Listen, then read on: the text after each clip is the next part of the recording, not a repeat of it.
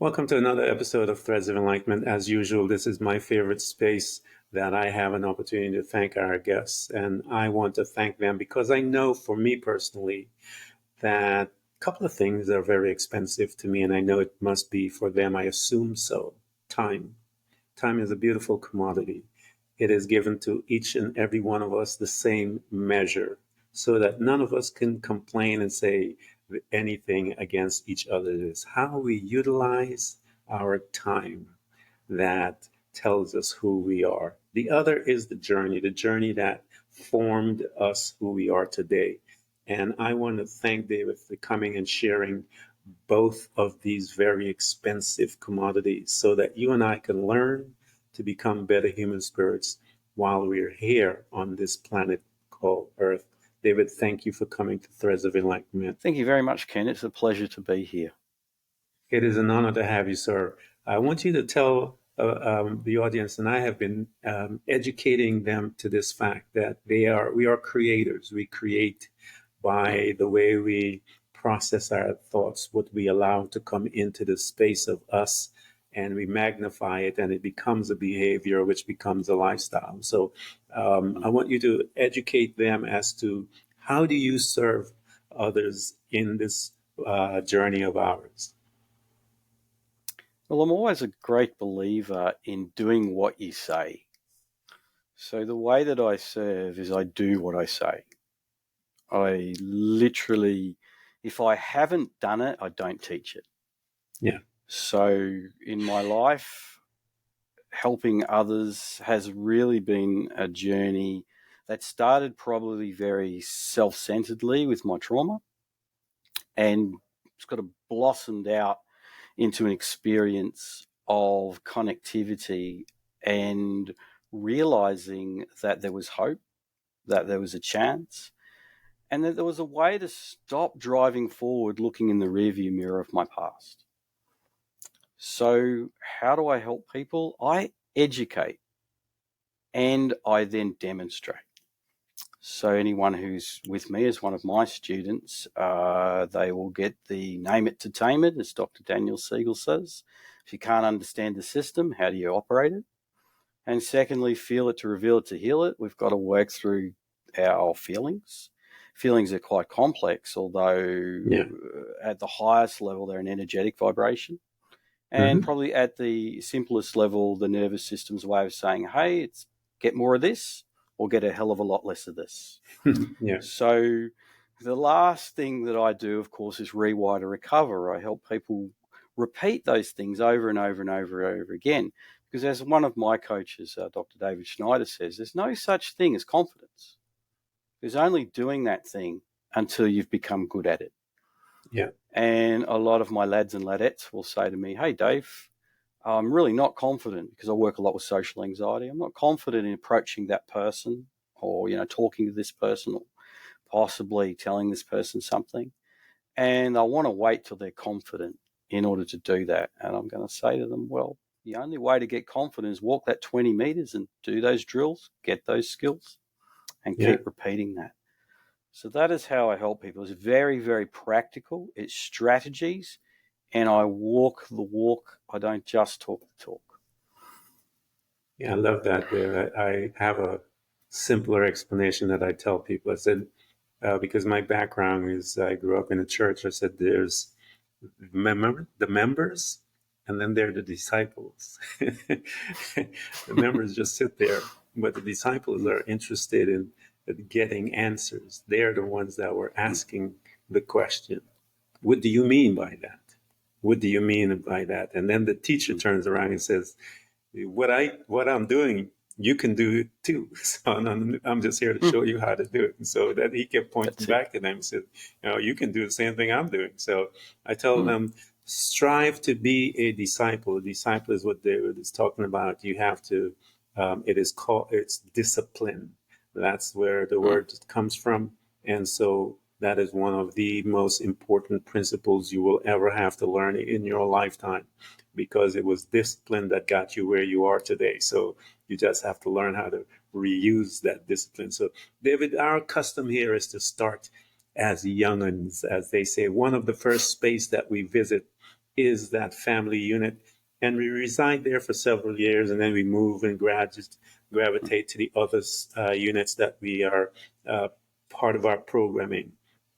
Invite us to your home, as to your family unit. What was that like? And how did you um, come out of it, if you will? Well, what you see today is what you get. So, my family unit, well, that's an interesting one. A very isolated unit. There was a mum with severe mental health issues, considerable anxiety. There was a father who was probably on the autistic spectrum, and what I call an emotional vacuum. So dad would just suppress everything until it came out in aggression or some other form of, well, unpleasant behaviour. Yeah. And they were in the military, Air Force to be exact, and they travelled. So I really didn't connect with my relatives. I was an only child. Yeah. And my upbringing was really, my growth was well, slow, shall we say, especially my social growth. So I was kicked out of kindergarten, for being disruptive and aggressive. I was the bad boy at school. I was pretty much the epitome of the guy that was going to jail by the time they were 18. In fact, my career counsellor said, well, Dave, we don't really need to worry about you because you know what? You're going to jail or you're going to be dead on the road by the time you're 21. Wow. So it was like, yep, this is a really good start to life. And ironically, I only realised a lot of this when I became a social worker. Yeah. And I worked in mental health services. And there started to be like diagnoses for the things I was seeing. And I went, oh, well, that's interesting. Oh, that's my mum. That's my dad. Whoa, that's interesting. And when I was young, of course, relationship, I wasn't very good at it. Yeah. And I joined the military pretty much out of school. And they were like my family. Interestingly enough, the military gave me the discipline you're talking about. Mm-hmm. And it also gave me, it's not all bad, my mum gave me a very good sense of empathy. And my father, he really did care, although he just wasn't able to show it. So I don't always see it as all bad, because post-traumatic growth is where we look at the learning lesson or where we find that thing we can utilize. Post-traumatic stress is where we're stuck in the story. And so for me, post-traumatic stress was the most of the early part of my life until I came into that growth period where I realized, let's utilize these experiences. Let's utilize that pain and let's find out what I can learn from that pain. So my military experience, I spent 9 years in the Army. I quite enjoyed that. I kind of did my knees and my back, apparently, but that's another story. And then I got out of the Army. My first relationship with my first wife completely failed. It imploded. And I met my second wife quite quickly. And I've been married 26 years to her. And, there was 20 odd years there of real painful growth. Yeah. Until I was driving down the highway one day, and it was probably about 10 years ago. I was driving down the highway one day and I realized something really important. You know what? It's about me. Yeah. It's not anything she's done. It's about what I'm doing. Yeah. And what struck me was that I'd been in the profession of social work. I'd been in the profession of therapy, yet I still hadn't had that deep realization that I had to change me. Yeah. So I went home. I sat on the couch with her and she's looking at me like, oh my God, who's this? She was watching Real Housewives of Beverly Hills. I grabbed her hand and, I'm a profiler, so there was real emotional distance between us because, ex-military and all that, Yeah. So she's looking at me like, pretty suspicious. What's going on, Dave? And rather than bagging out the show, which is what I would have done in the past, I said, hey, babe, can you tell me about what's going on? And she's like, what? What do you want to know about what's going on? You never want to know what's going on. I just want to know. And I held her hand, and of course she's quite reluctant to do that. So it's a very awkward sitting on the couch in front of the TV. Yeah? Yeah. Then this is the thing, and why I'm telling this story, because it's important. My eldest daughter came out and she said, "Oh my God, Mum, have you got cancer?" Because she saw me holding my wife's hand, showing an open display of affection that I'd never shown before in our whole time that she was alive. And Mum Wow. goes, no, Dad's just decided to change his behaviour reluctantly, she's saying. It's like, what's going on? Where's the trick, you know? And because power and control dynamics I also teach, these days. So Yeah. then she's like, wasn't convinced. And my middle daughter comes out and she didn't care. She goes, oh, yeah, whatever. How long? I think she said something like, oh, it won't last. That was it. It won't last. But my young boy, he was about 10 at the time. And every time I'd hold my wife's hand, he'd get in between us and push us apart. Yeah. So in the supermarket, he'd push us apart. And I said, what are you doing, bro? What's that about? He'd say, oh, you're too old to hold Mum's hand. What about that couple? Oh, they're too young. What about that couple? Oh, you're just weird. So literally his socializing as well, it was just he was literally just, his brain hadn't processed this data. And it took about 4 years of concerted effort. And I mean concerted effort to create safety, communication, emotional, mental, physical safety. I've never been physically problematic. Yeah. But of course, verbally, as someone with post-traumatic stress, you can be quite angry, a lot angry, very depressed, because depression is suppression of our feelings. So when we suppress the energy and motion of the feeling, which is what emotion is, it accumulates, and that's what does the damage. So it took about 4 years to sort that out. And then that was, like I said, 10 years ago. So now we're on a pretty even keel. But I had to do it. I had to make the decision. Dave, you got to stop blaming others. You got to stop looking at them. You got to look at you, and you got to regulate this, and you've got to do what you preach at work. You've got to do what you're telling these. I've always tried to do it, but that was the epiphany. That was the time when I really put in the absolute effort. And my contribution, even if it's small, is just maybe to my family, because I have repaired those relationships to a point. Although my contribution, comprehension really, contribution is about showing how that can be done, because I did it the hard way. Yeah. However, now I know the easier way. So that was my early life, kind of all the way through, just trauma plus, and traumatizing others. That's the irony of it. You're going along and you're so self-centered. You're not narcissistic, because narcissism is a particular diagnosis, and it's bandied around nowadays, and it kind of gets my goat. Oh, they're narcissists. It's not, no. There's self-centeredness where we're surviving, and it's all about us because we can't handle any emotional or cognitive distress anymore. So we can be very self-centered, but that person still has empathy and compassion. They still have times when they're able to show those movements, and even though they might seem small, because of the way that we filter through how we feel, it's called emotional refraction. Dr. Paul Ekman will tell you all about it. We filter all our data through our feelings, literally. It's not about the head necessarily. We're not heads on sticks.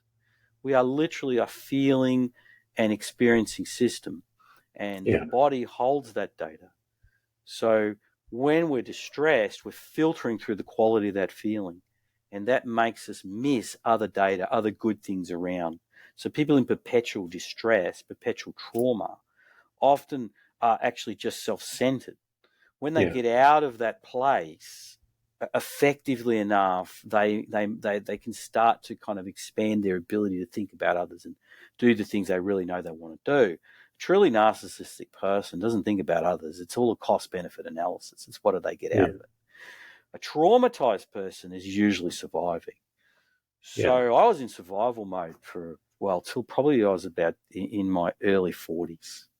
I was in survival mode, and you know, I was going through the motions. As I said, interestingly enough, being a therapist, and you know, going and therapeutising. I'm not nowadays. I'm the behaviourist. I'm different. I'm profiler, relationship specialist in this way. But back then, it was going through those motions, and I think think most of us, and I've talked to my colleagues about this, who have trauma and we're in the therapeutic field, we're really trying to fix Yeah. us. Yes, I We're really agree. trying to fix us. Yeah. So, that's probably my answer, Ken, for a very small snapshot of my early life to today. Yeah, it's as I'm hearing you give your story, I know you had mentioned as a young man of the type of trauma that your parents were going through, and here's this traumatized young man is now going to go into a system that is designed not to allow that trauma to be seen or heard or whispered. So this young man has to now begin to change and began to morph that pain that he has so no one can recognize it in order for him to function within this system that is designed not to allow you Nuts. to feel anything. Nuts. And It's nuts. now you're in there, and I'm fascinated because hear all of this stuff, Dave. And now this young man is going to head into therapy.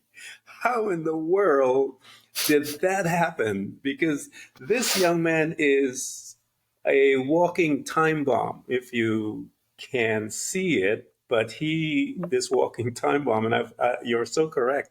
I've interviewed so many therapists that were walking time bombs until Yeah. they began to deal with themselves. So, how did you make this decision, David? Because that is a fascinating story. I want to know, how did you do that? Through a lot of pain. You see, there's three ways that human beings generally change, and I work on what we call a human perspective. So I'm biologically correct, not necessarily politically correct. So please forgive me if I offend. I don't Yeah. mean to. I work in the biology of it. So how did I make the change? I went through enough pain How did you to become? realize. How did you become a therapist? Why did you become a Uh, therapist? And how did that well, journey happen? How did you head to that specific field when in the military you have other different fields to go yeah, to, but you ended up yep, a much therapist? easier, That's much what easier, I. much easier. Well, when I got out of the army, and my first wife, we divorced, and Mhm. we don't have anything to do with each other. And back then I was pretty self-centered, so I was all about her. You know, Yeah. as you do when you're in that trauma space, Yeah. and you're realizing not really wanting to accept that you've got to look at yourself, because Hmm. we've got these cores, and I'm actually finishing my book about Yeah. all of this stuff, about all the profiles and everything. We've got these cores, and these cores are installed into us very young.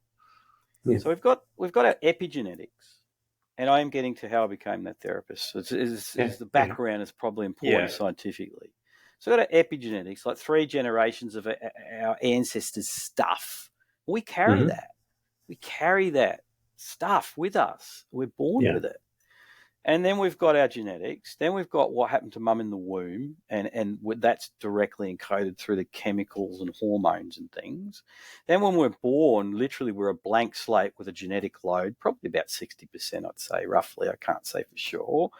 And then we're a blank slate. We're just absorbing everything, and we have no sense of self. So Yeah. literally your first identity is everybody else's. You are Hmm. them. Yeah. And you've got no way of assessing it here in your prefrontal functions, or like logically going, oh, that's me dad. He's yelling at my mum, but he's had a hard day at work and he's being a bit of a technical term douche right now. Yeah. So I get it. All of 18 months old, you're just experiencing this, encoding it, being frightened, and now, oh my God, you're one. So Hmm. we take that with us. So I carry that load, and I'm not blaming them, because I've got a fair bit to answer for too. So once you Yeah. get a cognitive functioning up here, there's choices around behavior once you're Yes. old enough. Oh, yeah. So how do I become a therapist? Well, when I left the army, there wasn't much call for me as employment opportunity. Hmm. So I met my new wife, Deb, my wife for 26 years now, had a pretty whirlwind romance, and we decided to sell up everything, give everything away, and go on the road, as you do. And we literally lived in our car. Yeah. And we had a young daughter. And our young daughter was with us, literally living in the front of the car while we were living in the back of the car. We were great parents. Oh, we were very responsible. Anyway, she was traumatized as hell too. Trust me, trauma attracts trauma. Yeah. I'm a dating coach these days. I always say, try not to connect around the commonality of trauma, or at least understand what's going on in that system. Yeah. So when we finally came to Western Australia, the car kind of broke down and my uncle took us on. And I lived out at 18 months on a place called Coring. It's middle of nowhere. It's a wheat country, like just wheat. It's flat. Now, as a good lad that I was just doing my yoga practice and literally just living the life, growing veggies, living off Centrelink. Sorry, Australian government. Yes, that was like that in the day because I was traumatized. Yeah. That's a good scapegoat, right? So basically, she said to me one day as our second child was coming along, she says, Dave, you got to get a job. What? What do you mean I got to work? She goes, you got to get a job. I tried the farming thing and I didn't like crutching sheep and I found it quite boring doing other things. It was quite manual and I'm not a manual dude. So she goes, why don't you go to university? She had a psych background. I go, I'll be a psychologist. She goes, you can't do maths. You're right. Rats and stats isn't my thing.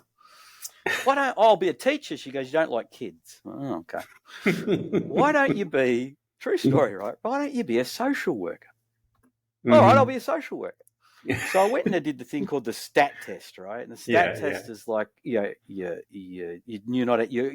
our older age entry. I was about 30 odd. And I got in by 1 mark into uni. Wow. Because I wrote an essay on vegetarianism because there was an actual topic. This is how the universe kind of provides for you, right? So literally there's an essay on vegetarianism. I'm pretty good at vegetarianism because I am a vegetarian. I'm an author as well. So I can write pretty well. Can't do maths. Can't do anything else much that I can write. So I got 80-something% on my whole thing because this essay. I get a HD, high distinction average, so much for the tests. Assessing our intelligence, right? Get in, high distinction, pick of the jobs. I go to mental health. And when I went to mental health, I literally just fell into it. Yeah. So I became a therapist by falling into it. I had my uni qualification, yet I had no therapy training. So they threw me in at the deep end. They gave me 15 heavily unwell people to manage. And I learnt on the job, had an old nurse named Sandra, so she taught me the mental health stuff, the medications and the assessments. Yeah. The therapeutic stuff was like, oh, what do I do with you? I'll just listen. So over time, I learnt skills and drills, went on courses, of course, and I kind of fell into therapy because it became a job for me that was kind of separate from me as an individual back then. Like I was the therapist and you're the patient and you know what, we're kind of separate, not realizing that every day they were triggering my trauma. Every day I was probably triggering theirs by, being that guy.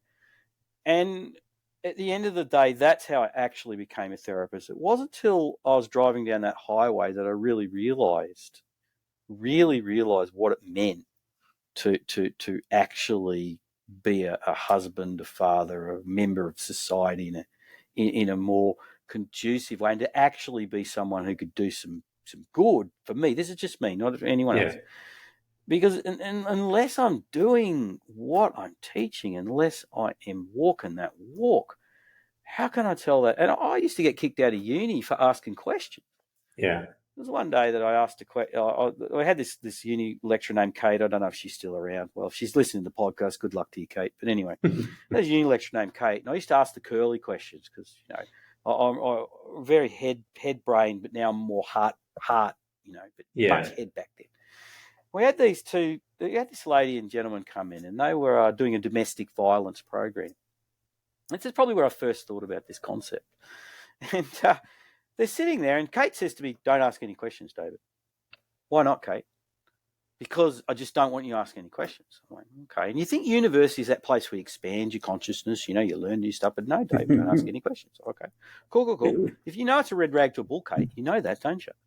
Anyway, they start talking about this domestic violence program that they're running, and they're talking about all the things they're getting these lads to do. And I put my Yeah. hand up, and Kate stares me down like the devil. And I said to them, do you guys do any of that at home with your own partners? Do you practice any of those things you're teaching those lads to do? And one of Yeah. them said, oh, no, we don't need to. And I went, well, how do you Wow. expect the guys to pick it up if you're not doing it? And I got kicked Yeah. out. I actually got kicked out at that point, and I had to put in some kind of thing to the uni. But anyway, passed with high distinctions, yeah. So Yeah. at the end of the day, that was my first real foray into hearing that thing. Yet, of course, like Yeah. we all do, we model things. We Yeah. do Yeah. stuff that's comfortable until it's not. And as I Yes. said, human beings have three ways to do things. You either wake up one morning and go, oh, my God, I've got to change. I've Yeah. actually been terrible. And you know what? I really need to do that for me and everybody else. That's really rare. Or you get that person that goes through enough pain, they go, you know what? I don't want to do this anymore, doing the same thing on the same day, expecting a different result, really not working for me. Might change. Or the unfortunate person that has to hit rock bottom. I mean, we're Yeah. seriously rock bottom. Then they Yeah. change. Or they don't. So I'm the Yeah. middle guy. So that's how I got into be a therapist. I fell into it. It was Yeah. suggested to me. As the wife made the suggestion, I love that. Yeah, who would have thunk Here you are. Invite us into that car ride, David. That you began to look introspectively, and the lights began to open within you. Invite us into that car ride as you were driving there. How did it begin? And we all know that all things began with incremental pieces and stuff like that, and then it crescendos as the Bolero, that one powerful song. Do you remember the that ride? And as you're driving and you're feeling the wind, if you had your door open or your AC, however you were doing this ride, walk with us, bring us in, invite us into that. What was that conversation you were having as the lights began to turn on? Absolutely.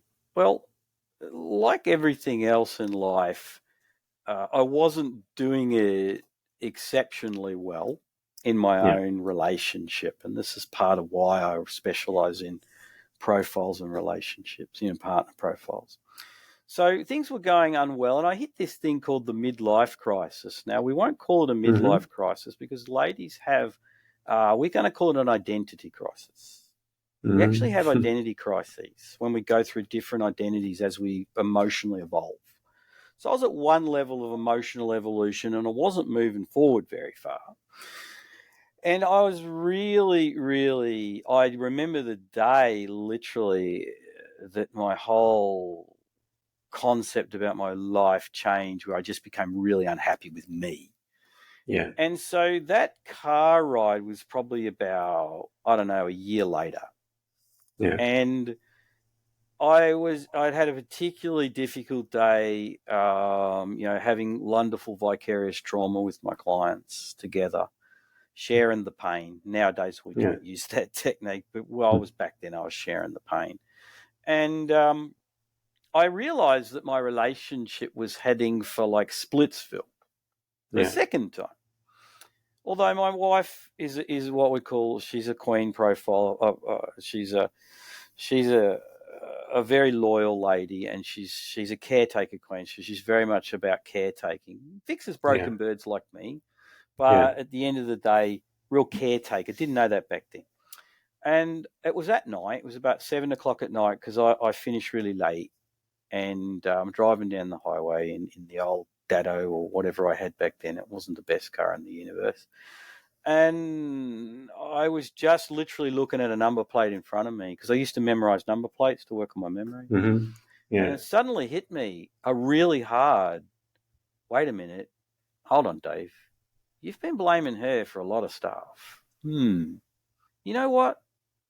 What are you going to do about this? It's actually up to you. And then I realized a really important thing, and I teach this now, that relationships are actually about self-sufficiency. Yeah. Non-reactive self-sufficiency is what makes a relationship, well, partially makes a relationship work. If I'm emotionally non-reactive, because you'd react to this, that, and the other thing, and get into the blame game, and away it would go. And I realised that, wait a minute, Dave, I've got to stop reacting, and not in a way where you're ignoring, because that's reacting. The way where you're being angry, that's reacting. Where you're defending, that's reacting. But in a way where you can acknowledge her feelings. Just acknowledge it, Dave. Get over yourself. Acknowledge her feelings. Just do that, because she's traumatized too. And I thought, one of us has to be able to do this. And she's been carrying the can for a long time with the whole family. Because everyone in my family's got a fair degree of trauma, of course. Yeah, it's a bit of a trauma sandwich. And so here I am, realizing deeply in my soul, was one of those things where you really feel it inside. Yeah. That I have got to step up and own my stuff. I'd usually use another technical term. Yeah. I got to own it. Dave, you got to own your choices. You make stupid choices, own the consequences. The second thing that I realized is that I have to be more self-sufficient. In other words, needy is very unattractive. Yeah. And so when you have trauma, when I had trauma, I became very needy around the reflections of love that I would perceive I got or didn't get. And if I felt, and I'm a wolf profile, so if I felt my biggest vulnerability is rejection. And of course, when I felt rejected, I'd abandon her. And her biggest vulnerability as a queen profile was abandonment. So literally, she'd reject. And we'd be going through this loop of rejection, abandonment constantly. And I'm just about to release these profiles to the world, actually, because they're unique. So let's just explain what that meant. So literally, I was in a loop. So I had to step out of that loop and become self-sufficient. I didn't mean, I mean emotionally self-sufficient. Like, Dave, you don't need reflections from her to feel better about you, bro. Yeah. You're okay in you. You deal with you, acknowledge her, and you know what? Things will probably improve. Yeah. And lo and behold, they did. And once I understood how we're wired, because, well, I hate to tell you, we're wired a little differently, and understood that we process language differently, and that, we have different ways of doing stuff, and the only love language is your words, because trust me, all words create meaning, and everyone works on meaning. So, and words carry an emotional charge. So if she's feeling my words very strongly emotionally and it's painful, how the hell am I going to repair that relationship? There's this one thing that amazes me, and as human beings, we kind of do this. As I said, I'm the behaviorist, so it's a human thing. We think that the more pain I give you, the more you'll get it. If I just give you enough pain, you'll somehow empathize with me and get what I'm going through. Well, guess what? Wrong. Nervous system doesn't work like that. The more pain you give someone, the more they run away because you're a threat. And someone in the system, someone has to choose to not be the threat. And I chose that day, that evening, not to be the threat anymore. I don't think I got this right 100% of the time, because by golly gosh, I did not. I probably pulled this one off about 40% at first. Old behavioral patterns, very strong. And now I'm about 80%. So I can now do that thing where I can do the rock, knowledge, let the emotions wash over me, let the refraction go down, let the waves go down. We can have the discussion. Or she does it to me too. We both. It's a shared thing. It's not just me doing that. We both do it. And we can have that nice discussion whereby we can work through things in a loving, compassionate, appropriate, prefrontally functioning, regulated way, rather than a blame shifty kind of, it's your fault way. And, if only you changed. No, if only you changed. Well, who's going to change? Is the kids going to change? Well, they can't, because they don't get it. So at the end of the day, that was what was happening. It was night, and I had the epiphany of a lifetime. It's about you, lad. It's not about her.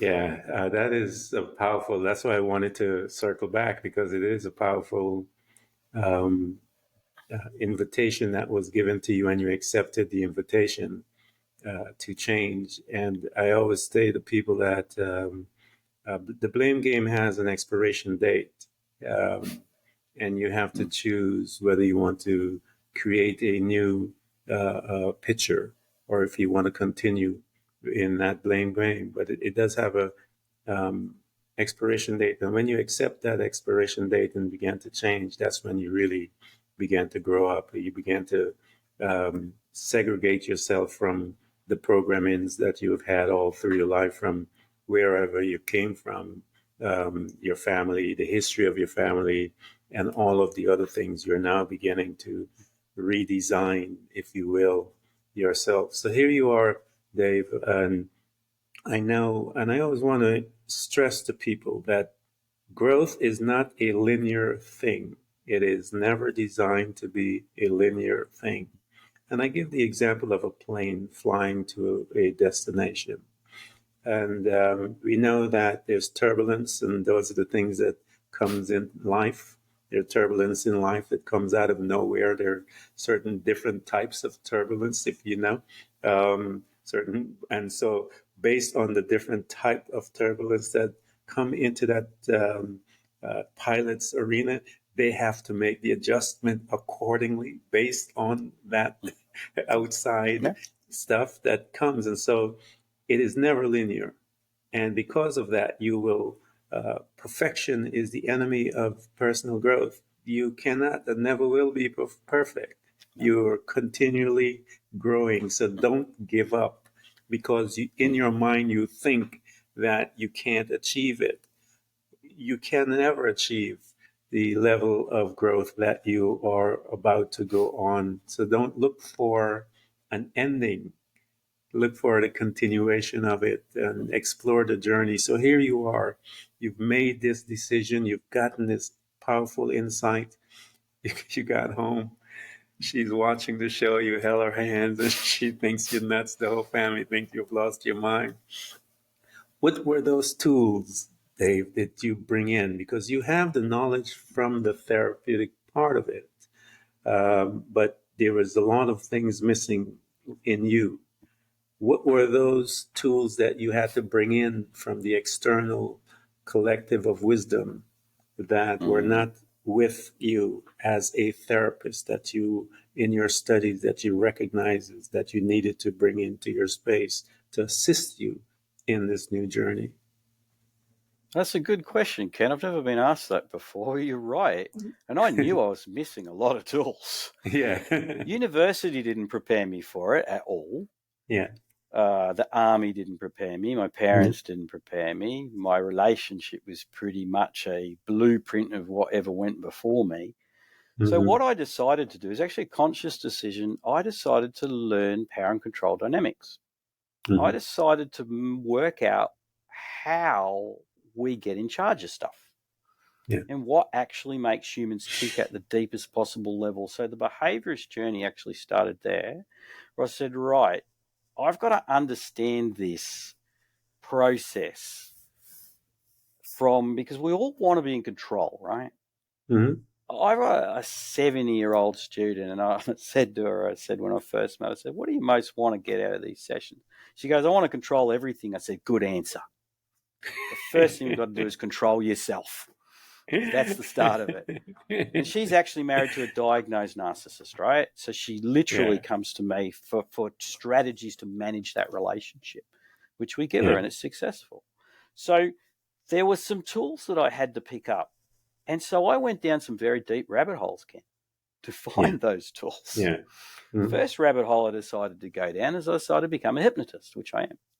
Yeah. So I decided to learn how human beings can actually literally be programmed to do stuff. Now, hypnosis isn't about programming, although we all follow patterns of behavior and we all Yeah. follow patterns of feelings, thoughts, and behavior. So I went into the world of law enforcement. I went into the world of lie detection. I went Mhm. into the Navarro world, the Ekman world, the Schneider world. I went into the world of persuasion influence. I went into worlds that I really never thought I'd go into. And I started to take bits and pieces out of, and dating, the dating world. And I started to take bits and pieces out of those worlds to really understand what makes people tick and how they work. Now, I'm a good Jedi. I don't know if anyone's going to sue me. I'm a good Jedi, right? So there are bad Jedi and there are good Jedi. Yeah. So there are a lot of bad Jedi in that world, those worlds. Yeah. However, I went in there and I pulled out a lot of tools. And I went to training in specific things that I needed to understand. And I put together a whole profile of how, from the epigenetics, scientifically, validated, all the way to today, and how relationships and human beings interact, so that I could understand what elements I could change that would have the greatest positive impact. And I went about systematically, and I mean systematically, changing those elements. And so they're the tools. And NLP, I mean, that might be, a swear word in some people's world, because everything teaches us something. The real bad stuff, of course, we don't go there. Yeah. But the basic things whereby someone knows something and people wonder, well, how do you know that? And now what I found is people don't let go of the magician's tricks easily. Yeah. So there are some people in the world that know a lot and can do a lot, yet you're never going to know about it. There are other people in the world that are going to bang on about it, make a big noise, make a lot of money, but they don't teach you the actual trick. Yeah. So in my practice, I teach the magician's tricks to the people who I have vetted, so that they can improve their relationships, male, female, doesn't matter, in a way that they can actually begin to look at repetitive processes that create safety, because all relationships are about creating safety. And I wasn't very safe. Now there's lots of safeties: physical, mental, emotional, financial, sexual, spiritual, cultural. Now, communication is the way that we start to create those safeties. Although we have I read body language. As I said, I'm a profiler, intimate partner profiler. So I read facial expression, I read body language, I do all of that. I do the 26 signs of attraction, I do the 7-step safety code, I do it all. Because I needed all of those elements to improve me, to make a better life for me, and to make a better life for my children. Yeah. And that, in that way, when someone comes to me, like I'm doing de-escalation training next week, and I use these elements, and I write my own workshops, I put these elements in, some of them, some of the basic elements of creating safety on a non-verbal level, for example.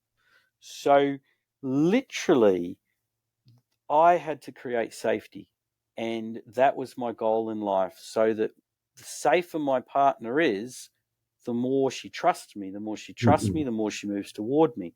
The more she moves toward me, the more she actually recovers from her trauma. The more unsafe I am, the more she moves away from me, the more pain she gets, the more pain I get, the more we go in the revolving circle of rejection and abandonment. And then the relationship finally fails. We blame each other. And then guess what? We go out with the same person with a different face. Because I'm going to tell you, audience, we are coded. We are coded between the ages of 5 to 8 for your intimate partner. Yep, 5 to 8 years old. So literally, we are emotionally evolving with our partner or not. So at the end of the day, when we want to change ourselves, because we have to change ourselves first, interestingly enough, just by changing ourselves and the way we respond to someone, actually neurologically changes our partners and changes other people around us. You just have to change yourself, ironically, to change others. I also went into the world of energetics and some other things, and done some really cool stuff. So literally everything about us is a vibration, and people can feel your feelings. They can feel it. They are wired for it. And you can actually, about 1.5 meters outside the body, you can actually register the heartbeat. Mm-hmm. Your heart has a certain frequency. Your brain has a certain frequency. And people, and you'll know, you walk into a room and you're feeling really good. Your emotional state's good because emotions are states. Walk into a Yep. room, and within 5 minutes you're feeling down because there's some people in the room holding an emotional state that's down. Yep. We tune in like a Bluetooth. We literally tune into each other's emotional states. And when we get a Yes. sync, we can experience that. So what if my state can be good? What if my state can be putting out what I want to get back? Like Gandhi said, you've got to be the change you want to see. Mm-hmm. So not only am I visually, with my facial expression, my body language, my posture, my thoughts, and thoughts for me are, they're the lowest on the rung of what we do. We actually work with the body and the feelings mostly. And my feelings are all reflecting how I want that other person to experience life. Their neurology through mirror neurons will literally start to mirror and match me. And so in a relationship, we need 5 things. We need safety first. We need commonality. We need to be we have to have a little bit of mystery. We have to have a little bit of playfulness. Now, when we're fighting, we're not playful. Playful Yeah. is safe. Yeah. Unsafe is painful. And last but not least, we need to be able to process our feelings. In other words, a little bit of drama. I call it a robust debate. We need to be able to have that little fight that's not physical and all that lot, and not putting each other down and not being rude, but have that argumentativeness between each other because we're safe enough Yeah. to express our feelings and for the other person to acknowledge those feelings. And when we do that, we move forward, we evolve. When we suppression is depression. When we blame, when we hold them, it's called effective stickiness in science. Someone who holds Yeah. those turned down mouth, that constant turned down mouth, and that constantly holding that pain. Mm-hmm. Literally, that is experienced by others, and it's well validated. So, if we hold that effective stickiness of pain, we are then projecting pain, and that's what people expect to pick up from us. Yeah. And, Yeah. my past was my past, but can I get in a time machine and change it? Can I go Yeah. back in time and change 1 second? I can't. I think your Can I change the past, future? it was purposeful design for your life. There was a designer, I tell people, because it couldn't, you look at your life and you go, it had to be some kind of thing. Because I agree. I try to tell people, everything that you go through in life, any situation, every job, all of it has meaning. You may not think so, but trust me, it all has meaning. It has a way of coming Yes. together, creating you the way you need to be created in order for you to become that servant, that effective servant. One of the advice that I give people about coaches and stuff like that, I said, you need to find someone who's been through some stuff.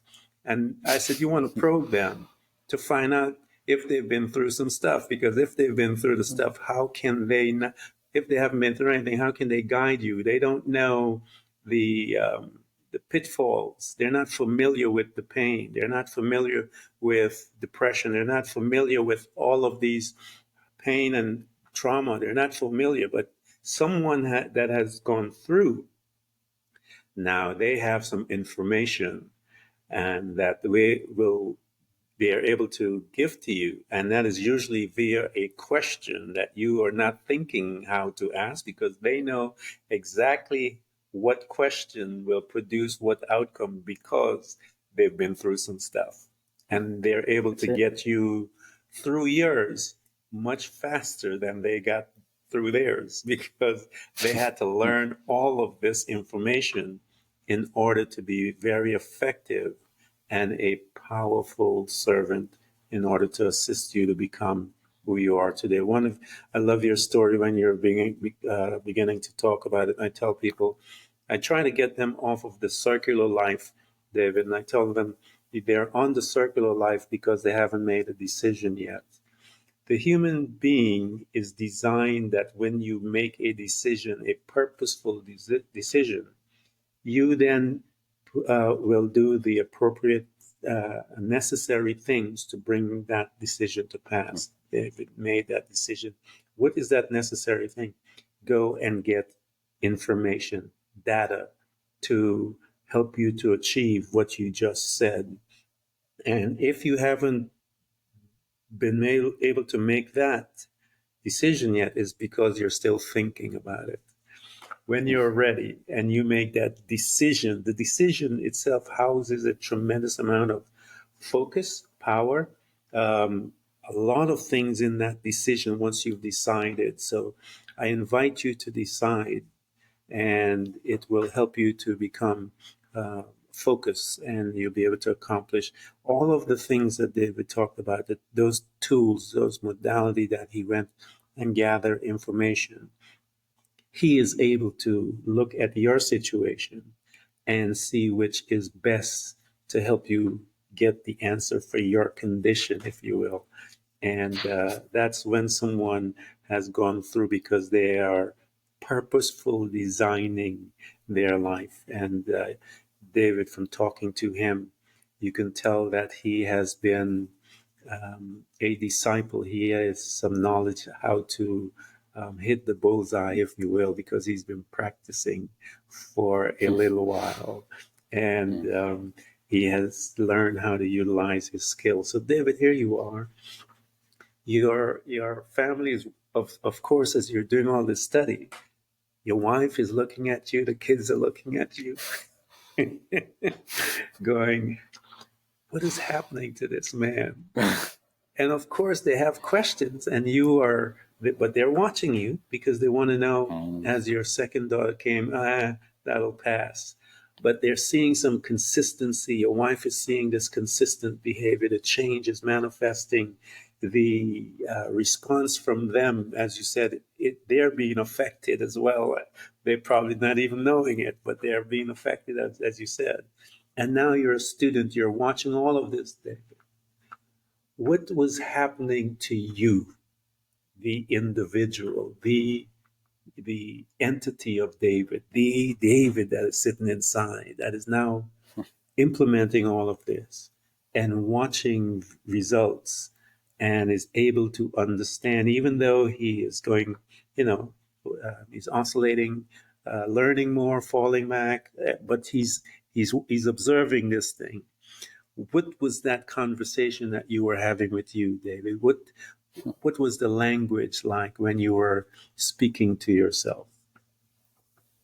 Well, you're talking in a way about the witness, Yeah, the real observer, the one yeah, that's not the body, not the mind, yeah, not these physical objects, not even the energetic one, but we won't go that far.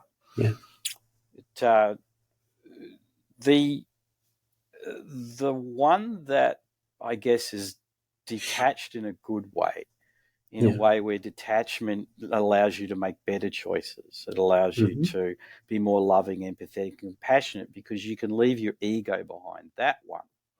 Yeah, That one was looking at these changes as a journey and as a never-ending journey, because if I go back into the individual again, as the individual was watching my daughter's relationship change with me in a positive way, then in a negative way, because she realized she was traumatized from me. So it yeah, flipped. And now it's flipping back again to, Dad and I are okay. Now yeah, that was painful. So what was going on inside me from the two perspectives, I'm going to call I. The I that is the individual ego self, and the I that is the pure witness. Pure yeah, witness was seeing a journey laying out in front of the other one that was a journey of getting rid of all the sharp edges. So you can imagine you put something into a crucible. A crucible mm-hmm. is heated up very hot, and it gets rid of all the dross. If you've ever done any gold prospecting and you put Yeah, the gold in with the mercury and all the impurities get burnt out, that's what the witness was watching every impurity. And it's still a long way to go, nowhere near yeah, the end. watching the impurities. So every time the individual Dave would have an argument or a robust debate, as I'd call it, there'd be a little bit more improvement, just a little bit. Yeah. It'd be a little less painful. It'd be a little less dramatic. It'd be a little less this. It'd be more able to listen. And so slowly, the inner conversation that both of myselves were having, my more pure spiritual self, let's call it, and my more egotistical individual self, was that Dave, yes, Dave, this is a journey, bro. And you know what? It's going to take some time, and you're probably never going to end it this lifetime. You're going to have to keep working on this for the entire time. And that's okay. That's okay. Because the peace of mind, or the heart and the soul, feels a little easier, a little more at rest, a little less, looking back on my life, thinking to myself, Dave to Dave, I'm not going to have guilt and shame over that one, because you know what? I did my best and I made my mistakes and I owned them. However, if something comes up in the future and I got to own that, yep, I own it. Mm-hmm. And so as the journey goes on, Ken, as the journey progresses, the rough edges have kind of been burnt away. And slowly but surely, the path to gaining the result, which is, my result is to be a better me, be a better you. Yeah. That's my evolution, be a better me.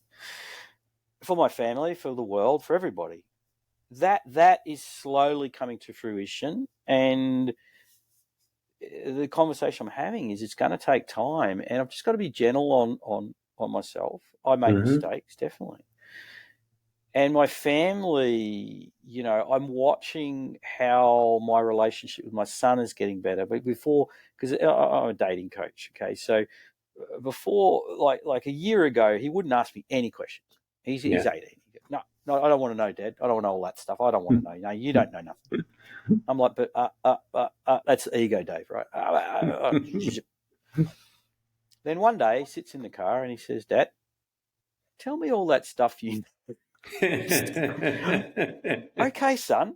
And we went to Melbourne and we had a really good, and our relationship grew and it got closer because, I didn't have to push it.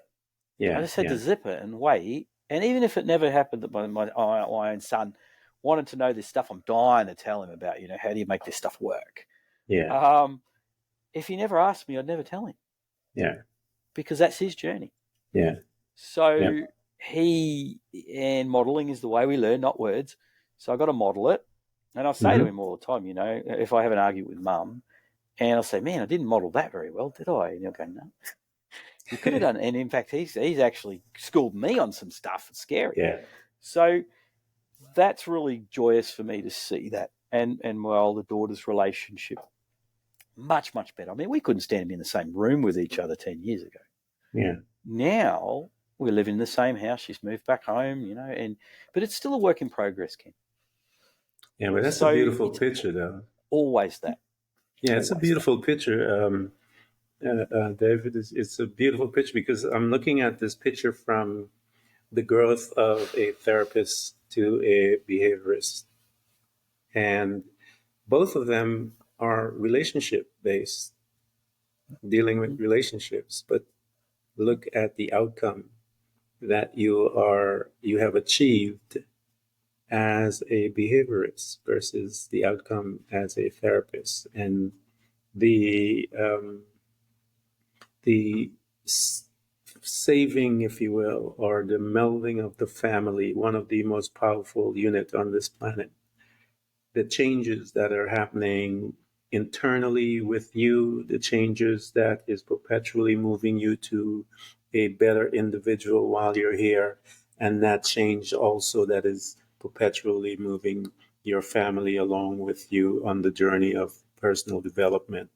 And they're growing, as you said, and the unit is moving forward and becoming.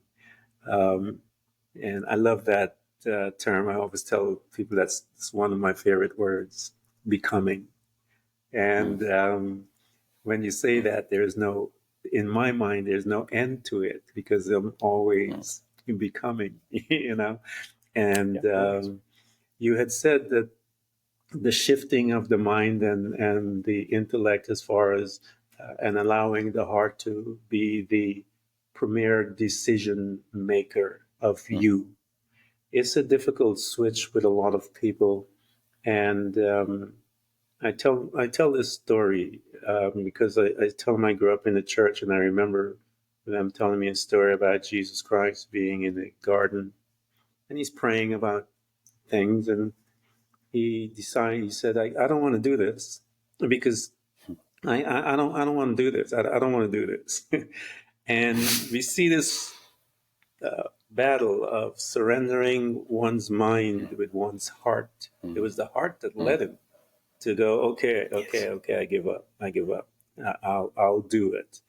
And I think everyone, and I bring them to that to show them that from even someone in uh, uh, that rabbi of Jesus, the space that he holds, even he has to do exactly what you have to do. There is no different. We are all human in the sense that we're all here. Sure. And this is a part of our growth. It is a part. The shift is very difficult, but it is also very rewarding. So talk to me about invite us about that shift, David, because here is this hippie living in the car. I gotta call you a hippie, you are on the farm. Look at me, man. I got tons of things on me I can't even show you. And here is this young boy, traumatized, moving through all the entities that suppressed that trauma. He did his study, he began to move it forward. And that's one piece, and we talked about it, where you have to make the switch from the intellectual to allow the heart to become now. That switch, I tell people, is not, you're not abandoning the intellectual, you're just allowing the heart to become the premier decision maker of you versus the intellect. It is a difficult change. Talk to us. How did you do it, David? And what happened? What was the incident that you realized that, as again, we know that everything works on an incremental basis, but what was that catalyst that pushed you over to the edge and said, I need to do it? Well, that's an interesting question, Ken, because I realize the mind lies. So what through of course, all my intensive studies in different areas of practice, you could say, of how humans operate, I realized that we've got actually three things going on. We've got an intellect, we've got a lying mind, and then we've got a more primitive system, right? Yeah. So then we've got this heart that's got neurons that actually processes complex feelings, and it has a memory. We've also got a gut that also has a memory and makes a lot of our mood relation chemicals, hormones and things. So what happened for me was I realized that there's this situation where when we're feeling something, and this is actually scientifically validated these days, when we're feeling something, we always accept a feeling to be true. We don't question a feeling because we feel it. Now, think about when we were little and we were feeling all these terrible things and they were all true and we didn't have any way of assessing that. Later on, we just start telling stories to ourselves about stuff. Yeah. So I started to realize that reality was constructed, that a lot of our reality that we have is actually based on how we felt at the time and the meaning we made of it, not necessarily the exact thing that happened. Sometimes it is, sometimes it isn't. So what I found was my own mind. I call it the lying mind, actually. I call it a tiger in a cage. I've got this lying mind, and it's a cage. And in that cage is this big tiger. And that tiger always is the first responder to any feeling I've got that's not good. And it always tells me the worst thing. So if I'm feeling angry, it says, oh, you made me angry. If I'm feeling sad, it's my trauma. This lion is in this cage. It's this lying mind, right? And what it does is it says, hey, Dave, come over here. I want to tell you something. Just come a little closer to the cage and I want to tell you a secret. And I'm like, no, I'm not going anywhere near you. Last time you hurt me real bad, you jumped down and ate me. No, come over here. I won't do it this time. So I've got this key to the cage, right? It's a golden key. And it's a very ornately carved golden key, right? Now, this key that you can see me holding up in front of me right now is my choice. Yeah. And I realise, Ken, that I've got choices. And that's the most empowerment you can have. Yes. So I can either open up the cage and let the lion out and trust me, or the tiger actually, and trust me, it will eat me. It'll eat me, consume me, and destroy me based on my unhelpful feelings and unhelpful thoughts that just become bigger, creating a new reality that's unpleasant, and so on and so forth. We call it a distortion, where we distort the memory based on the experience we're having, and we create these generalizations, and we create this new memory based on the bad stuff. Now, that's what the tiger does. Now, if I say to the tiger, you know what, tiger, when you jump to that bad conclusion, first thought I have, the lying mind says, oh, it's them, it's this, it's that. And I go, you know what, I'm not opening up the cage, bro. I'm going to use my intellect, and I'm going to assess the situation. I'm going to also talk to my heart. I'm going to ask my heart how my heart feels about this for real. Not this other feeling I'm having that's coming somewhere from my gut, but this heart feeling, not this bad memory I got from my repetitive trauma. I'm going to ask my heart and I'm going to ask my intellect to work together, and I'm going to bypass the tiger. And what happens to the tiger is it literally becomes a kitten. Yeah. So you notice it gets smaller and smaller and smaller and smaller, and eventually it's gone. But as soon as I listen to that first responder, that first negative thought, that first response to that painful feeling, that tiger's just gone and gotten big again. Yeah. So how did I engage the heart? I realized that the heart to me is an energy. Yeah. I see the heart as because I'm into energetics. So the heart for me is an energy, and it's an energy that's pure. Now it gets mixed up with this other stuff from the lying mind that it's never, the heart's never impure. It's always pure. It gets mixed up with this other stuff. And this other stuff starts to make the heart look like it's not pure. And then if I follow that other stuff, I generally make poor decisions. But if I just sit and I quietly talk to my heart and I quietly ask my intellect to give me some good guidance, and perhaps I ask a higher power, 9 times out of 10, I'm going to refer to a higher power as well. You know, you need all the help you can get these days. Then what's going to happen is I can sit with that feeling, and I'll do an emotional state change drill where I'll actually change, because emotions are just states, feelings are states. I'll change the unpleasant tiger-based feeling. Sorry, tigers. I like tigers, but this tiger's bad. The unpleasant tiger-based feeling to a much more pleasant, loving feeling. And if I come from that place of love and I look at that person or that event again, guess what? I can't feel bad about it. It's fascinating. Yeah. I just can't. Yeah. So that gives me the ability then to be able to really sit back and really assess it and make a decision from that place of love rather than from that place of pain. Because, as I said before, give me lots of pain, I'm going to move away from you. But if I give myself lots of pain, how am I going to move away from me? It's difficult. So that was an incremental thing. It didn't come about as an epiphany or a change. It came about over quite a few years, where I found techniques also to actually make that shift physically in the body. Called emotional state change drills. I think the epiphany, most of it is comes at the crossroads sometimes. And once we get one big one, I think all the other things are the processes that we go through. The big one I believe it comes because of our personality type. Whatever is needed for us to get our attention will be called because we call it, I believe, because it knows us more than anything. We know us. And so if you talk about the different types of people, that the ones that have to go all the way to the bottom and burn it, sometimes make it or die.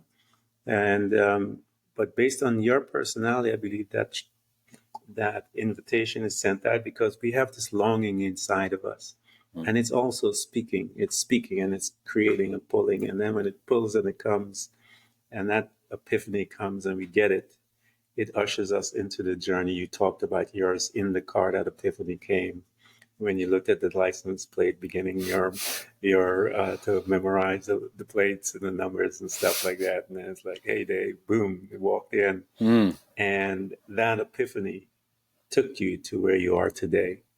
And I believe so. Yeah.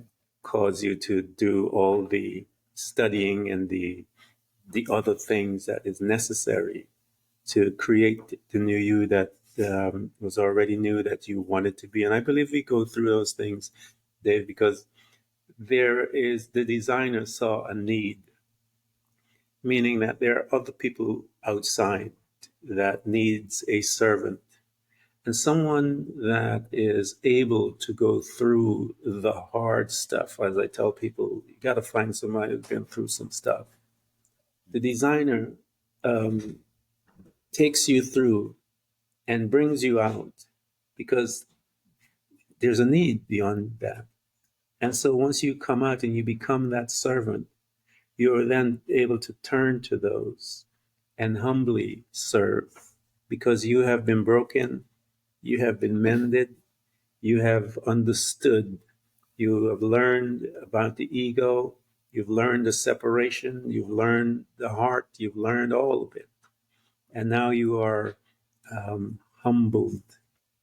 And when you are at that space, when you're humbled, is when one can serve and become effective. Before that, we are not there yet, and we can hurt someone.